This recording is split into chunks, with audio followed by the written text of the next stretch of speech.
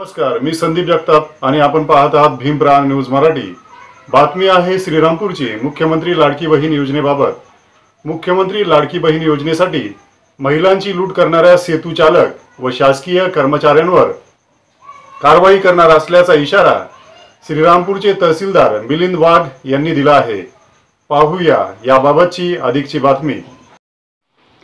सूत्रांकडून मिळालेल्या माहितीनुसार श्रीरामपूरमधील तलाठी व सेतू कार्यालयातून मुख्यमंत्री लाडकी बहीण योजनेसाठी दाखले मिळवण्यासाठी महिलांची आर्थिक लूट केली जात असल्याच्या तक्रारी महिलांकडून होत असताना मुख्यमंत्री लाडकी बहीण योजनेसाठी ज्या कुटुंबाकडे पिवळे व केशरी रेशन कार्ड उपलब्ध असेल त्यांना उत्पन्नाचा दाखला व रहिवासी दाखल्याच्या प्रमाणपत्रातून सूट देण्याच्या निर्णयाचा शासन आदेश असतानाही महिलांकडून कोणत्याही शासकीय व सेतू कार्यालयात विहित शुल्काच्या व्यतिरिक्त अतिरिक्त पैशांची मागणी केली गेल्यास अशा सेतू व शासकीय कर्मचाऱ्यांवर कारवाई केली जाणार असल्याची माहिती श्रीरामपूरचे तहसीलदार मिलिंद वाघ यांनी दिली।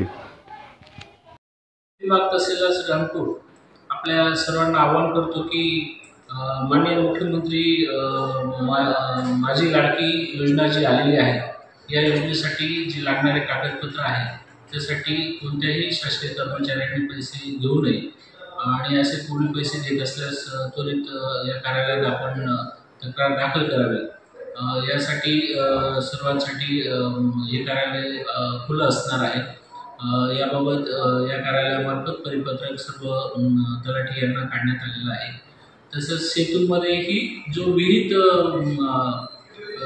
पैसे असतील आकारणे असेल ती त्यांनी आकारायचे आहे। जास्तीचे पैसे जर कोणी घेत असेल त्यांच्यावर कायदेशीर कारवाई केली जाईल।